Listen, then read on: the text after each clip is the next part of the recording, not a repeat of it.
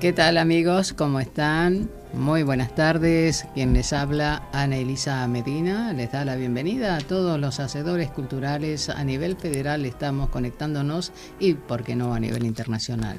Nuestra colaboradora Claudia Poibó nos manda saludos. Bueno, está descansando en este momento, no puede estar aquí compartiendo con nosotros, pero bueno, estamos nosotros, Elvira Duarte, otra colaboradora. ¿Qué tal? Gracias. Gracias por venir, Elvira. Y nuestros invitados especiales, Liliana Ayami, ¿cómo estás? Hola, un gusto estar aquí. Gracias por venir. Y Adrián Darío Alberto Arévalo. Alberto te bautizaron. Bueno, bienvenidos. Y bueno, yo quiero leer una pequeña biografía de Adrián, pero antes agradecer a Elvira por esa invitación que tuvimos ayer en el Club Progreso. ¿Sí? Muchas gracias. Gracias a vos y bueno, fue una linda tarde para compartir entre colegas, escritores y escucharnos unos a otros y compartir nuestras creaciones y después de partir obviamente una linda merienda. Sí, la verdad que muy interesante. Recién lo crucé a Daniel y le digo, ¿tenés algo de lo que hablaste? Porque fue muy interesante. Bueno, como todo lo que se habla siempre. Quedó grabado, yo lo filmé. Literatura y exilio. Y me dice, no tengo nada, pero me dice, cuando quieras voy, porque no lo tengo acá. Claro, bueno, sí, lo tiene mentalmente. Ayer, así que buen indicio de que va caminando bien. Claro. Bueno, sí, la mayoría de las cosas la tenemos aquí dentro, como decimos. A veces transcribimos en el papel algunas cosas nomás y después nosotros, cuando nos desplayamos, nos consultan, le vamos sumando más, digamos. Bueno, yo quería compartir con la audiencia, antes de un tema musical que tenemos previsto, que eligió Claudia Claudia Poibó. Quiero decirles esa breve biografía de Adrián Darío Arévalo, que es un autor y poeta argentino nombrado embajador de la palabra por la Fundación César Ejido Serrano y el Museo de la Palabra de España en 2014, 2016, 2018. Participó en los libros Un libro por la paz en España del 2021 y 22. Y en más de 25 antologías, entre ellas Malvinas 40 años, 2022, junto a excombatientes. Desde el 2021 participa en la Feria Internacional del Libro de Buenos Aires, presentando y leyendo sus obras. Recibió la medalla Borges 2023 Cuento y 2024 Ensayo, otorgada por Sades Mercedes, y ahora me entero que este fin de semana recibió otra medalla de Borges 2025. Después nos vas a contar sobre eso. Bueno, y es cofundador del grupo Expresión Literaria Argentina y entrevistador de la revista internacional Red de Arte, sede Argentina, y la revista internacional Red Áureo, ícono de las Bellas Artes 2025, desde donde difunde la voz de otros creadores. Es autor de 7 libros y participó en más de 30 antologías nacionales e internacionales junto a diversos escritores y poetas. Son sus libros ¿Dónde estás, Tomás? Un cuento fantástico y otros. Libro de cuentos infantiles, edición 2022. Pinceladas de palabras, libros de cuentos, relatos, microficción y poesías, edición 2022.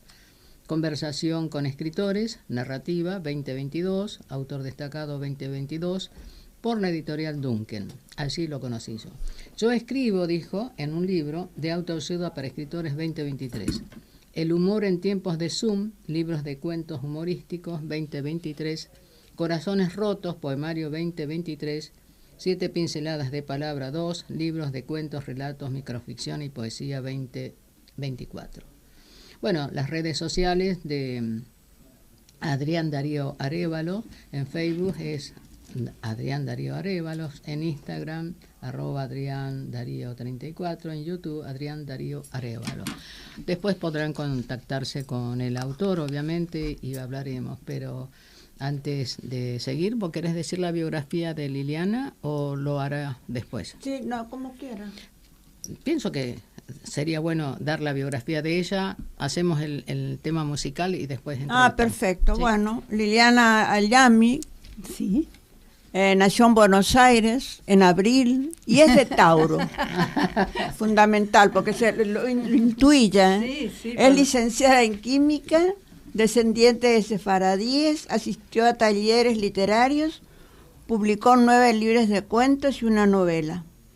Recibió varios premios, el primer premio municipal por el gobierno de la ciudad de Buenos Aires en la categoría novela inédita con su novela El verbo justo. Segundo premio municipal segundo premio municipal de categoría cuento édito, con La vuelta del deseo. Así es. Participó en el certamen internacional de literatura Sor Juana Inés de la Cruz, publicado en México. Cuando el sol empieza a caer. No, el libro que ganó en México no es Cuando el sol empieza a caer, pero no importa, ahora ya no... Las cosas de fondo. Ese sacó el premio en el certamen Sor Juana Inés de la Cruz. Ah, claro, ahí se ve que hubo una... No hay problema. Sor Juana Inés de la Cruz, publicado en México, Cuando el sol empieza a caer, otro tema, otro de tus libros. Claro. De tus cuentos. Y Un buen momento. Y además me gustaron todos los títulos, Liliana. Mucha afinidad. Bueno, hace unos días también publicó Daniel Gijena. Daniel Gijena publicó un comentario sobre un impulso encendido. No sobre ese, pero sí sobre cuando el sol empieza a caer y sobre los que están solos. Sobre los que están solos, ese no lo tenía. Sí. Bueno, son mis 2 últimos libros, Los que están solos y Cuando el sol empieza a caer, y que tuvieron bastante repercusión, y Daniel Gijena, que es un encanto, me hizo unas devoluciones preciosas. Sí. Además he leído varios comentarios, pero ahora, bueno, te presentamos y después de Kovadlov. Sí. Que ya es un maestro y tiene su escuela de todo. Y hizo muy buenos comentarios de tu obra. También eso me indujo mucho a que quisiéramos tenerte acá, ¿no es cierto? Me encanta estar. Bueno, si el señor operador nos acompaña, bienvenido, gracias por estar ahí detrás de la pecera. Vamos a escuchar Con las alas del alma de Julia Senko. Gracias. También hay poetas que están enviando saludos, como Lidia Carrizo, que está escuchando, amiga de Adrián, y Laura Carrizo, allá en La Rioja, que se está recuperando también de una nana. Y vamos con esas alas que se despliegan hace 10 años, o sea, casi una década que estás publicando, Darío, o más. Más, desde el 2003. Muy bien. Sí, desde 2003. 2 décadas. Empecé a publicar mis libros en 2021, 2022, pero escribo hace mucho tiempo. Qué bien. ¿Desde pequeño, adulto, joven? No, de pequeño no. Había escrito una carta de amor una vez. ¡Ay, qué lindo! Y dije, me parece que está buena. Que está bueno. Y ahí me di cuenta que algo había acá. Bien.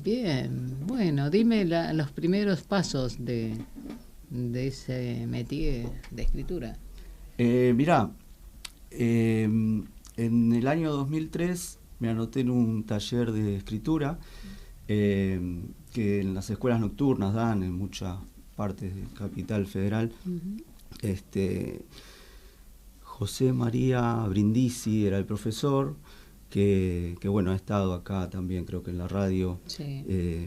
Él es periodista de Clarín, de La Nación, y bueno, daba el taller literario. Éramos como 30, y del día de la finalización del curso, que se hace entre todos los colegios, un evento, ¿no? De las distintas áreas culturales que se manejan, había que leer, y todos los que se habían anotado para leer se bajaron porque tenían miedo. Entonces fui el único que leyó un poema que fue premiado después. Era una prosa poética. Qué bueno, empezaste bien, un premio. Y bueno, ahí me interioricé un poco más, seguí escribiendo, nunca paré. Estudié teatro con Norman Brisky, estudié teatro en el San Martín, en el Teatro San Martín. Bueno, con los años se dio que fui a presentar mis libros al Teatro San Martín también. Y bueno, ahí es cuando empiezo. Después sigo escribiendo, pero ya no hago talleres literarios. en un momento se me acaba la tinta, como quien dice, y... Las musas fueron. Sí, la inspiración se había ido, porque para mí la inspiración existe. Suele, sí, sí. Y ahí me anoté en un taller literario otra vez, con Fernando Alonso. Estuve 2 años con él haciendo guión y taller literario. Perfecto. Bueno, hice muchos guiones, estudié cine también con Raúl Perrone, en el cual también guionaba, actuaba y demás. Después hice como 40 cortometrajes con él. Multifacético. Sí, sí. Y seguí Sí. hasta... ¿Y pintás también o haces críticas? No. Comentarios sobre la plástica. Las artistas plásticas son mi mujer, Paula Sainz, Ay, qué y lindo, mi hija, hermoso. Mayra Candela Qué lindo, Arévalo. hermoso. Esta tapa del libro la hizo mi mujer, que es una... no sé bien cómo se llama, pero es en grabado, ¿no? Bien, sí. Y se hizo libro. Qué bueno. Así que la familia toda artista. Todos artistas, sí. Mi papá era músico también. ¿La mami? Mamá, artista yo en la me cocina. entero de grande de que era poeta. Ay, yo escribí un cuento sobre ella, ficcionado, ¿no? Porque como que yo era bebé, iba con ella en el carrito y ella me llevaba por todas las librerías de la Avenida Corrientes. Ajá. Y ahí lo interesante es que conoce a Pablo Neruda en una librería en esa ficción. En esa ficción conoce a Pablo Neruda, que él había venido exiliado a Buenos Aires y dormía tras el telón rojo que ocultaba los libros. Me hace recordar, no sé por qué, una librería muy especial por acá cerca. Hay un anfiteatro, sí. Hay muchas, sí, pero una Jenny, especial. el Ateneo. Sí. Me gustaría. Sí. Y no sé si se hacen eventos y ahí. Sí. Muy esporádicamente, pero muy seleccionado está el tema. Pero sí, sería bueno hacer esa recreación poética. Podríamos hacerlo. Lo haremos, todo se puede, con las alas en el viento, como decían, y las almas ahí. Bien, contanos específicamente sobre este último libro. Sí. Corazones Rotos. Corazones Rotos es el poemario. Yo siempre escribí poesía, pero muy, como decía, a escondidas, ¿no? El escritor por ahí no es tan abierto a mostrar sus sentimientos, entonces escribe mucho la ficción. Yo escribo de todo, ¿no? Pero tardé 20 años en sacar este libro, que se llama Corazones Rotos, Poemas del Alma. Sí. Y son vivencias que podemos tener muchos de nosotros. Claro. Puedo leer algunos si quieren. Sí, cortito. por supuesto. Este se llama Lazos. Dice: extiende sus brazos como un puente, uniendo fronteras lejanas. La inmadurez se desvanece entre nubes olvidadas por el tiempo. El cielo se abre, recreando un pesebre celestial, donde lo efímero y lo eterno se entrelazan en un sublime eclipse de sueños. La ausencia florece entre la angustiosa levedad del ser, imponiéndose en el oasis de la libertad, como un faro que guía hacia la cálida luz del renacer.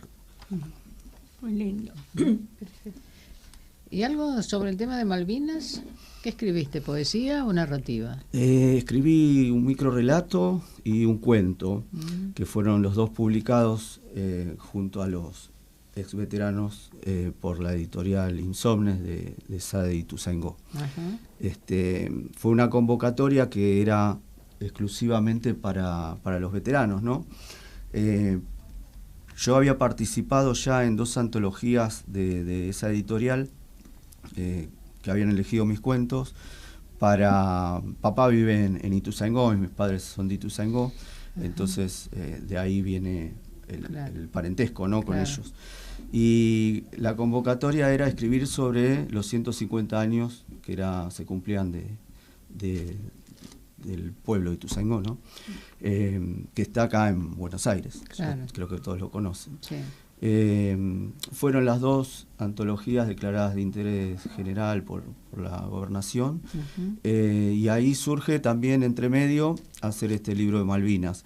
cuando yo me entero, les pregunto, porque yo tenía escrito sobre la guerra, y me dice, mira, lo vamos a pensar porque hay otra escritora que también nos preguntó y puede ser.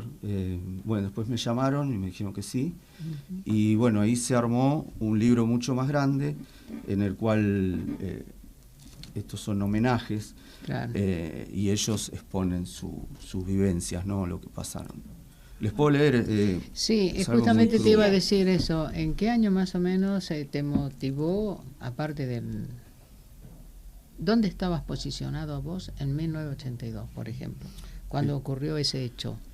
Y estábamos todavía en la época del proceso, que yo lo viví como ¿Cuántos un años niño. Tenías? ¿Vos eras yo tenía niño? Ahí, en las Malvinas tenía 14.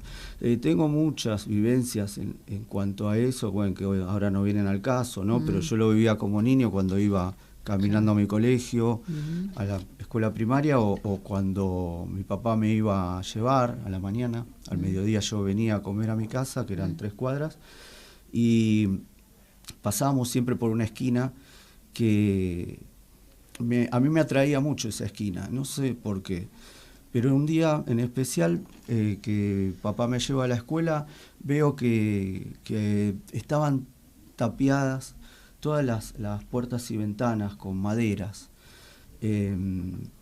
Y bueno, lo que había pasado era que decían que había terroristas y los habían fusilado, y se había armado algo y muy feo. Eso me quedó grabado, yo escribí sobre eso también. Pero en este caso particular yo tenía 14 años, 13, 14 años, y yo se veía la televisión en ese momento, sobre todo lo que estaba sucediendo, y ahí yo escribo este cuento mucho después, y escribo La trinchera, que es el que voy a leer ahora. Muy bien. La trinchera. El coronel manda a buscar a Tiburcio en una noche lluviosa, con truenos y relámpagos. Tiburcio se mueve como nadie entre las ruinas e intenta llegar al otro lado de la trinchera, pero es imposible ante la balacera de las metralletas. En la ceguera de la noche ajetreada solo se escuchan gritos, desgarradores gritos. El olor es nauseabundo. Hace días que los cuerpos están en estado de putrefacción. La guerra todavía continúa y el deceso es casi inmediato. Solo queda salvarse como uno pueda. El bombardeo es incesante. Las bombas caen por todos los costados posibles. La más cercana estalla y hace un aluvión de escombros mezclados con tierra y metales. El recluta se apega a la trinchera junto a sus compañeros muertos, a los que usa de escudo. El coronel a los gritos manda a pedir que se ejecute la operación Trotamundos y pide al cabo que reacondicione la radio que hace 2 días ha dejado de funcionar. El enemigo está enfrente, observando, pero sin dejar de gatillar. No puede ni siquiera moverse, ya que lo tienen rodeado y solamente atina a estar al resguardo. No hay lugar donde esconderse, únicamente simular la muerte, cubriéndose con algún cadáver mutilado. Mientras las ratas tiran del otro lado de la pierna de un recluta que ha fallecido hace 3 días. Él trata de quitárselas de encima. En ese mismo momento, el periódico del domingo titula Euforia por la recuperación de las Malvinas.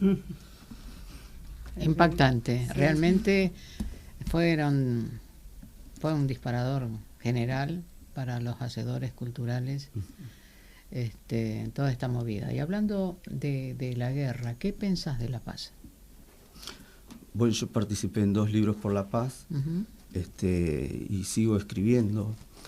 Ahora estoy en la revista Ril Auro, que es de España, en la cual este número sale semestral, y en este número, como ahora viene el 23 de septiembre, es la fecha mundial de la palabra, ¿no?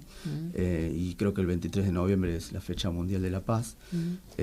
Me habían convocado, yo me anoté en un concurso de la Fundación Ejido Serrano, en el cual arrancó en el primer concurso con 37.000 participantes de todo el mundo. Se fueron sumando más, ahora creo que hay 80.000. En el segundo fueron 45.000. Y por lo que yo escribí, los microcuentos que yo envié, me invitaron a que escriba para esa fecha.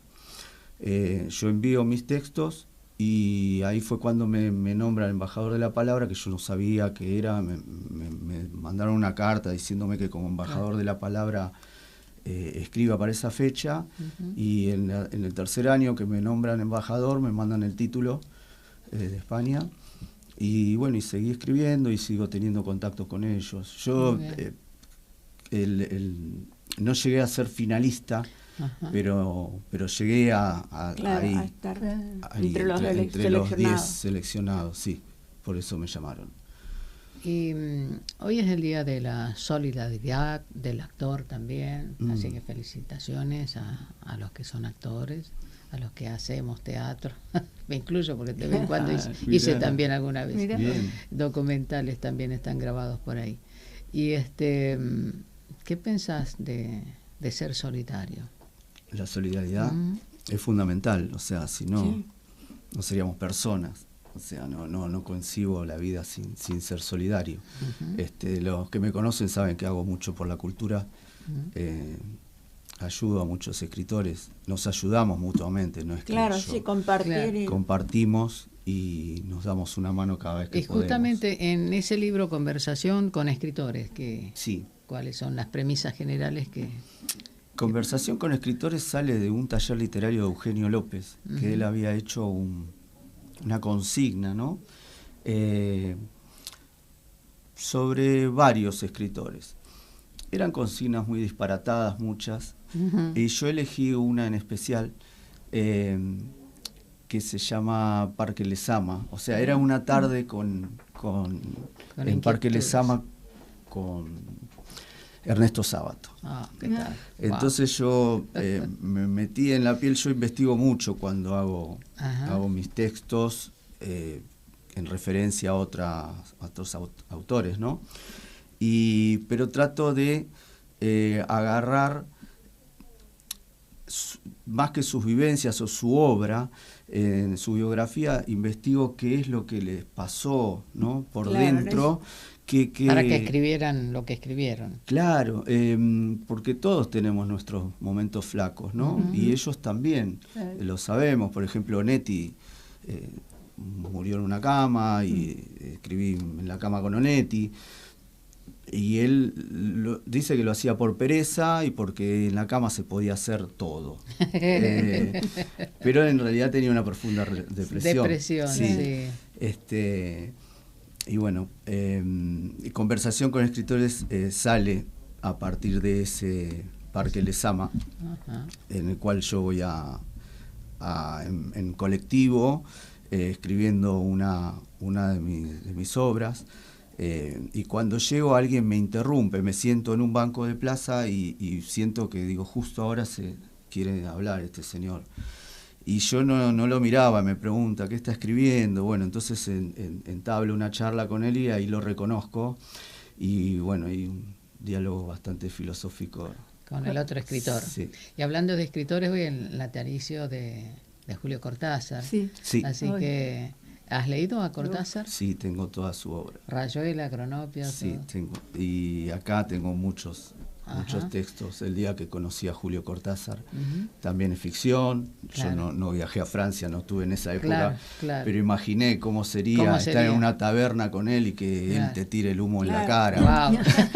Con el habano, ¿no? Claro. Porque estuvo en Cuba también. Sí, estuvo por ahí. Sí, Julio estuvo en Cuba. Era muy interesante eso para mí, porque el fumador no le importa el otro. No, realmente es así. Yo fui fumadora, dejé en el 2011, pero es verdad, uno no registra que el otro no fuma y le tiras el humo en la cara sin querer. Por suerte ahora, bueno, hay lugares donde se puede fumar, otros que no. Y eso a mí me ayudó muchísimo también para dejar de fumar. Dejé en el 2011. ¿Dejaste del todo? Sí. Fumaba habano, pipa, cigarrillo, todo. Yo dejé hace 6 años. Sí. También. Y bueno, lo interesante de acá es que entra un marino, ¿no? Un marinero que había anclado en el puerto y dice que le robaron el ancla. Y dice, Cortázar le dice que no puede ser eso, que es imposible que le roben un ancla de un barco de tales dimensiones. Y él le dice, ¿cómo puede usted juzgarme a mí si usted no es marinero? ¿Qué sabe usted? Y el hombre estaba alcoholizado. Claro. Entonces, medio que lo increpa a Cortázar, y Cortázar solo atina a defenderse con su bolígrafo. Claro. Y bueno, y ahí es la parte del nudo, y después el desenlace del cuento. Hay que esperar, hay que leerlo. Hay que leerlo, sí. Bueno, vamos a darle paso a la entrevista con Liliana, después interactuaremos, ¿no? Claro. Liliana Ayami. Liliana Ayami, sí. Bueno, contanos a ver Bueno, al revés de lo que le pasa a él de ser tan multifacético, yo siempre escribí narrativa, pero les cuento un poco, bien. Siempre, y lo único. Pero yo vengo, como vos dijiste, de una familia sefaradí, donde la voz del padre era la que se hacía escuchar, y las mujeres estábamos un poco silenciadas. Y cuando yo tuve que elegir la carrera, sin saber muy bien por qué, me iba bien en matemáticas, me iba bien en química, pero yo no sabía escucharme, no sabía bien cuál era mi deseo. Hice la carrera de química, como soy muy aplicada la terminé, y después me encontré con una enorme insatisfacción. Y ya una vez que tuve hijos, esa insatisfacción me llevó a las puertas de un taller literario, pero de absoluta casualidad. Yo a veces pienso que esas cosas, no sé, llamémosle destino, intuición, no sé. Y empecé, era un taller en ese momento de Ricardo Mariño, y yo empecé a escribir a borbotones, pero mal. No estaba para nada educada. No, pero bien.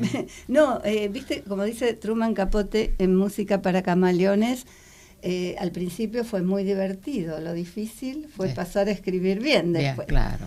Y di con un maestro extraordinario, y aquí entra Santiago Kovadlov, que bueno, él vio en mí, antes que yo misma, algo que se podía moldear. Y allí empezamos a trabajar, y en ese tachar y volver a empezar, en la búsqueda del adjetivo justo, en tratar de darle color al personaje, en esos matices, yo fui a mi encuentro. Pude tener la identidad que no tenía, porque yo creo que yo estaba absolutamente silenciada y no podía manifestarme. Entonces, lo más maravilloso para mí, yo en ese momento ni pensaba en escribir libros, ni pensaba en los premios, ni pensaba en el reconocimiento, pero lo más maravilloso para mí fue el camino, y con lo que me fui encontrando. Fue el logro, ¿no?, de poder encontrar esa identidad.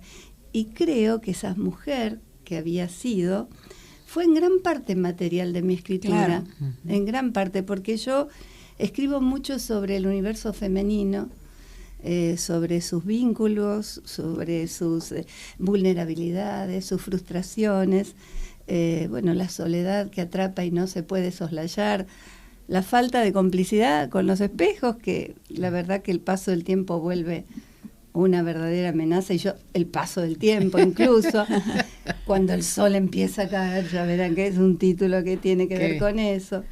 Y fue maravilloso el trayecto, y hasta dónde me trajo, o hasta dónde pude ir después conociendo, soy nacida en taller, y la verdad es que, bueno, con un hombre muy exigente, que hoy valoro muchísimo esa exigencia, porque me permitió trabajar de verdad la palabra. Qué bueno que hayas encontrado ese cauce, ¿no? Como para... Fue maravilloso. A mí me salvó la vida. Yo creo que eso, justamente la literatura cura, es sanadora, es arte. Absolutamente. Además, has podido encontrar no solo a través de la palabra tu propia identidad, porque antes como que estabas tapada por el mismo hecho de ser mujer y de pertenecer. Bueno, las mujeres en todas las épocas estuvieron tapadas. Y fue así. Pero en esa cultura tapada. más... ¡Qué suerte! Y yo no le echo la culpa a nadie. Más todavía, pero claro, la química te encierra. Y encontraste una salida, pero... Sí, pero fue a través de un gran sufrimiento. Esto que lo cuento en 5 minutos. Ajá. Yo tardé... No, se transforma, porque va transformándose. Sí, uno. yo tardé 10 años haciendo un taller y sin publicar nada. Pero yo creo que, bueno, me estaba formando realmente no me molestó. Fue como estabas decantando. Sí. Claro, y yo creo que, bueno, la literatura para mí... es un absoluto refugio. Yo digo que a mí me salva de lo cotidiano, de la realidad, es donde yo puedo esconderme, y sin embargo los temas que toco son absolutamente cotidianos, los dolores del alma, o el mundo que nos rodea, pero bueno, de ahí es como que me escapo. Ahora, nunca escribí poesía, sí, a lo mejor, cuando era muy jovencita, y algún muchacho le habré escrito. Claro, dirigido, personalizada, un poema personalizado. Sí, pero nunca, y siempre narrativa, y así me enfoqué en eso. Claro, además los personajes que haces son describir a la mujer y el entorno, porque al hablar del amor, de la envidia, del dolor, de la traición...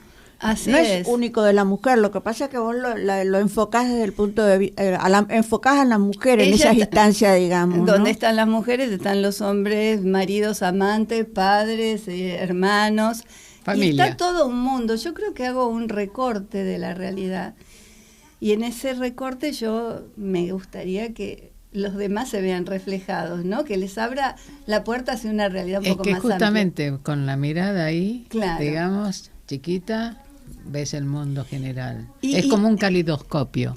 Absolutamente. Y yo parto muchas veces del autorreferencial, pero después se va a cualquier lado. La ficción hace lo suyo. Y además el humor también, porque en esas cosas profundas parece que el humor está totalmente ajeno, y uno pones una cuota de humor que uno...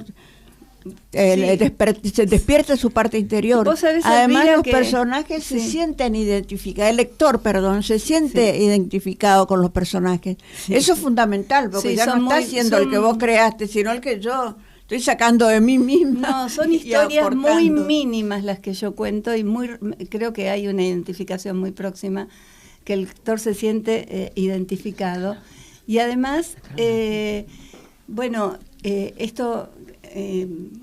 que vos decías del humor, que fue apareciendo en mi literatura con el tiempo. Yo al principio creo que no había tanto, y después por suerte encontré esa posibilidad de poder, como decía Mark Sloanin, la risa visible y la lágrima invisible. Totalmente. Claro, y poder, ese humor un poco patético que me da a mí la posibilidad de poder, tratar ciertas cuestiones más a cara descubierta, ¿no? Qué bueno, qué bueno que lo puedas hacer, y nos podrás leer algún párrafo. Sí. ¿Algo? Bueno, primero, por supuesto. Acá hay una mujer que está viviendo la pandemia, una mujer ya de 65 años, justo cuando nos hacían meternos adentro de la casa. Ah, sí, usted está para jubilarse. Claro, que no nos dejaban salir a la calle, y ella era un poco cabeza suelta, pero vivía con su marido, y esta situación de la pandemia la hizo replantearse un montón de cuestiones personales. Va recorriendo un poco su vida y sus frustraciones. Ajá. Este es un cuento bastante largo, pero les voy a leer un fragmentito. Dale. 6-5 no es igual que 5-6. Los números tantean su lugar en el aire y se acomodan sobre una según cómo los lleva. ¿No es acaso una cuestión de apariencia?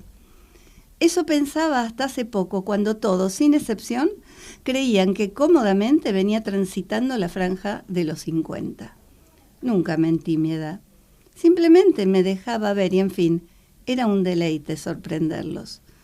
Una década menos, pero si pareces una década menos.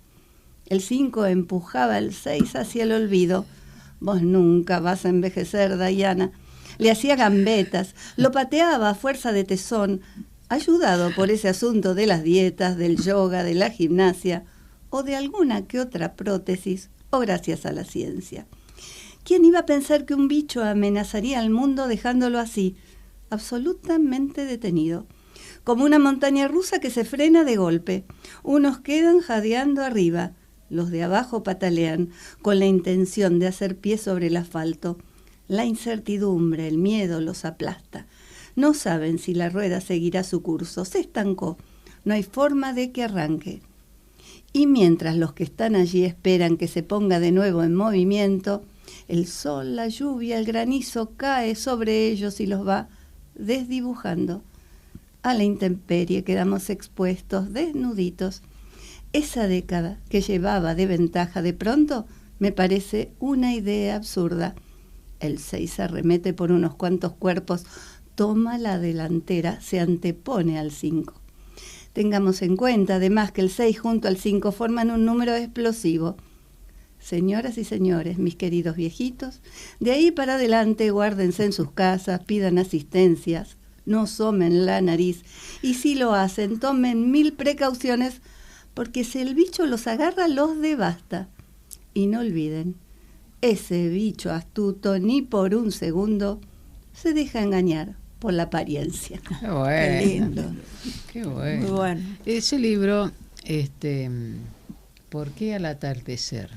Bueno, cuando el sol empieza a caer, en realidad son 5 historias, 5 mujeres que en el momento en que los resplandores de la juventud se van debilitando, intentan tomar las riendas de su vida para no precipitarse hacia un oscuro desenlace. Algo las mueve, algo las conmueve y pueden en ese momento tardío de la vida, pero siempre hay tiempo. Despierta. Claro. Sí, se despiertan. Que bueno, vos sabés que en el atardecer, a nivel místico, justamente es para reverdecer, justamente. Sí, No sé si lo asociaste o que inconscientemente. no, fue inconscientemente, Ajá. pero yo creo que siempre hay esta posibilidad, ¿no? Uh-huh. Esta lucha. Uh-huh. Bueno, de estas mujeres que son historias de amor, de desamor, de traiciones, de desencantos, pero hay algo, ¿no?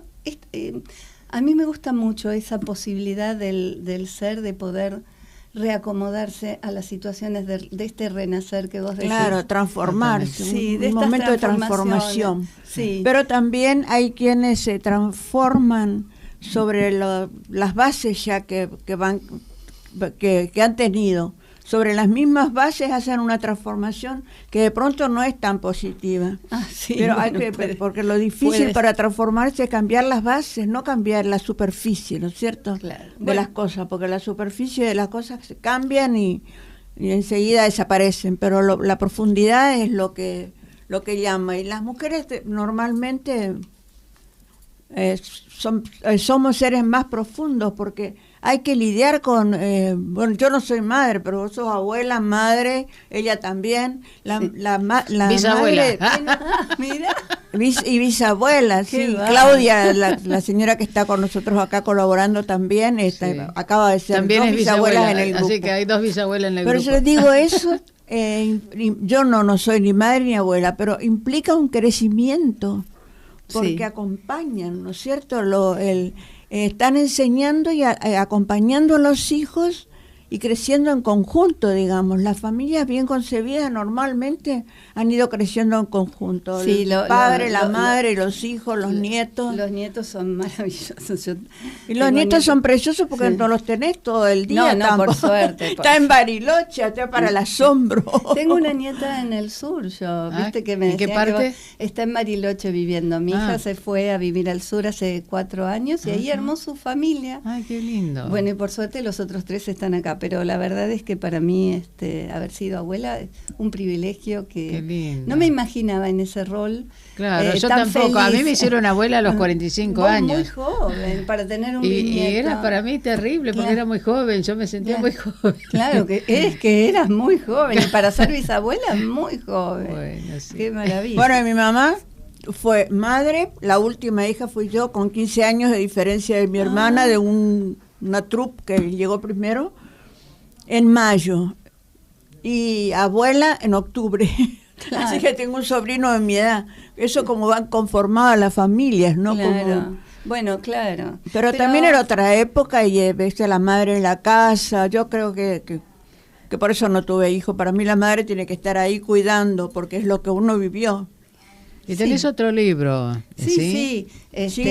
No, yo acá sí. Te traje un buen momento tenés. No es mío ese título. No es mío, Elvira. No sé. Yo tengo, 10 libros. Un impulso encendido. No lo traje, un impulso escondido, porque es de hace muchísimo tiempo. Yo traje los 2 últimos. Lástima, tengo por ahí, creo, El Verbo Justo, que es la novela que obtuvo el primer premio municipal. Bueno, pero Los que están solos es un libro que también... ¿Y qué te inspiró el título, Los que están solos? Porque son 11 historias. ¿Son gente grande, adulta, mayor, o jóvenes, o cualquiera que esté solo? Hay un poco de todo, pero yo creo que yo voy escribiendo un poco según las circunstancias que me van surgiendo y que me van golpeando a mí. Entonces, en general, es gente aquí más grande. Por ahí al principio en mis libros encontrabas un poco de gente más joven, pero acá hay de todo. Pero hay gente que se ve arrojada a una soledad muy absoluta, estén o no estén acompañados. Claro. Yo cuando voy escribiendo cuentos, un libro de cuentos. ¿Esos libros de cuentos? Son todos. Tengo una sola novela que me encantó escribir porque tenía más tiempo entre las manos un tema. Pero cuando voy escribiendo cuentos, yo nunca tengo algo en carpeta o archivado. Claro. Pero esos cuentos, yo no voy pensando si se enlazan uno con otro. Y después, mágicamente... Se van tienen que ver. Encastrando. Que ver, porque es esa época que algo me está Es como un rompecabezas. Sí. Es una urdimbre emocional. Así es. Que se da. Y bueno, en este caso fueron los que están... En el caso anterior, estas mujeres que te digo. En este caso, la soledad. Estaban todos en esa situación en que se encontraban de repente muy solos. Si querés te leo también un fragmentito. Muy bien. Sí, acá se llama El Destello Bravo y es una mujer que quiere ser escritora, pero tiene una madre muy... acá voy a leer un poco el conflicto con la madre, o apenas cómo se ve. En general mis cuentos son muy largos, a veces me cuesta mucho elegir, pero bueno. Fragmentos. Me cuesta mucho elegir fragmentos, claro, meterlos en la situación. A muchos les resultaba gracioso que mamá diera vuelta a las palabras. Despertaba ternura cuando se iba a dar un baño de inversión o cuando el albañil tailandés era el recién llegado de Tandil. A mí, en cambio, más de una vez me enfureció, sobre todo cuando confundía el apellido de mis amigas. Baroni era Barones, Miranda un Mirador, Chávez las Llaves. No sé cuántos años tendría, 12, 13... cuando pesqué en los ojos de mamá un dejo de ironía al pronunciar el apellido de mi mejor amiga Fedorovsky. Con toda impunidad dijo Pedovsky. En ese momento, nunca antes, tuve en cuenta su intención maliciosa. Hablaba de corrido, empecinada, regodeándose en la equivocación. Se escudaba en eso de yo soy así, no me sale, no retengo. Invertía, revolvía, deshacía palabras, nombres de ciudades, apellidos, sin un atisbo de duda o de vergüenza. Creo que fue desde entonces que entre nosotras se instaló una guerra muda. A lo que ella despreciaba, yo le iba levantando un templo. ¡Qué bárbaro! Tremendo. Buenísimo. Gracias. Se da.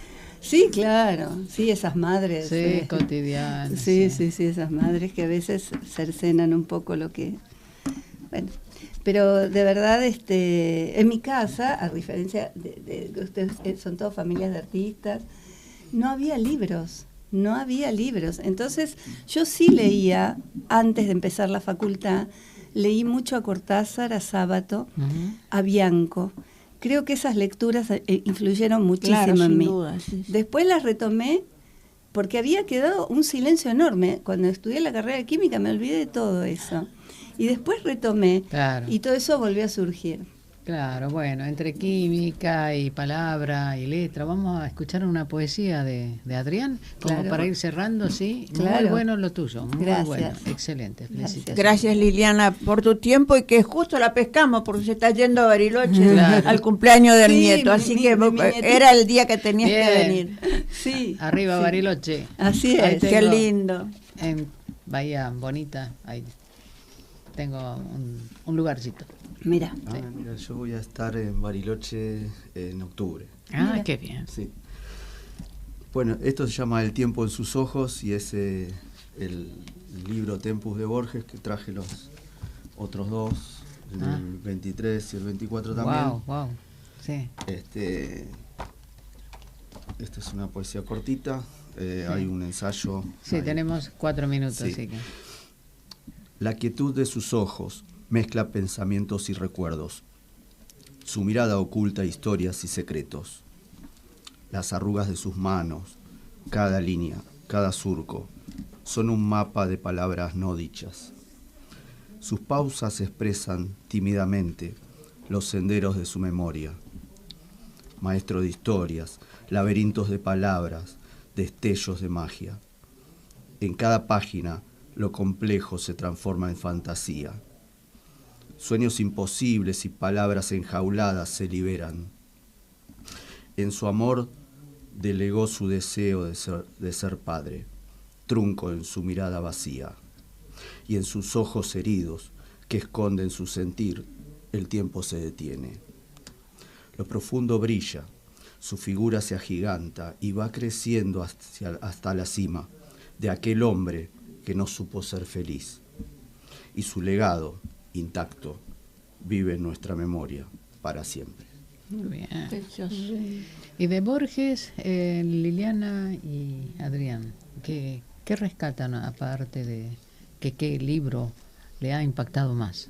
La Alep. El Aleph, a mí El Aleph. también, sí, Ujú. maravilloso. Es lo que más habitualmente se trata en la secundaria, en la universidad también. Y bueno, las obras completas de él son excepcionales. El cuento de Sinceramente. Masún también es muy Claro. intenso.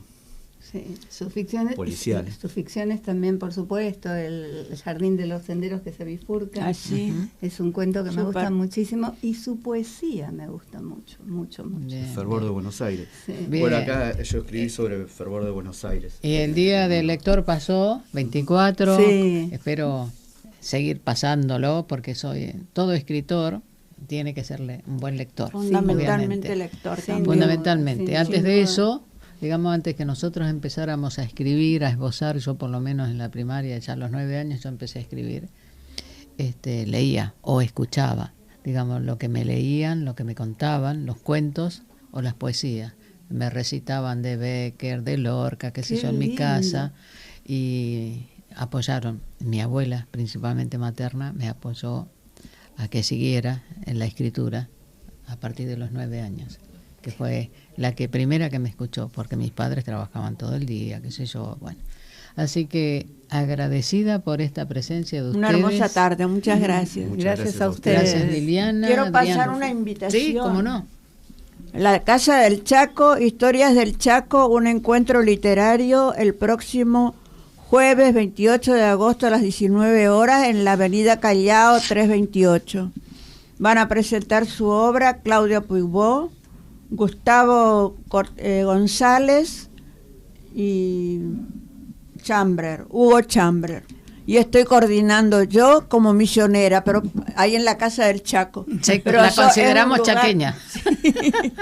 Una inmigrante, soy un inmigrante en la Casa del Chaco, pero va a estar muy lindo porque son historias del local, de la zona, de la provincia, y los eventos realmente son de muy alto nivel. Eso es Así mañana que jueves, están ¿no? todos invitados, el jueves 19 Jueves, horas. pasado Jueves, mañana. pasado Este mañana. próximo jueves. Claro. Bueno, gracias Elvira por esa invitación y adelantar, digamos, ya aseguraron la partida. Mercedes Lovera, alias Michi Love, quizás la conozcan, va a estar el próximo programa. Así que vamos a contar con esa presencia. Gracias. por estar ustedes Al aquí. contrario, Muchas muchísimas gracias gracias a por ustedes por la participar. invitación. Será hasta el próximo programa, si Dios quiere. Gracias, señor operador. Gracias.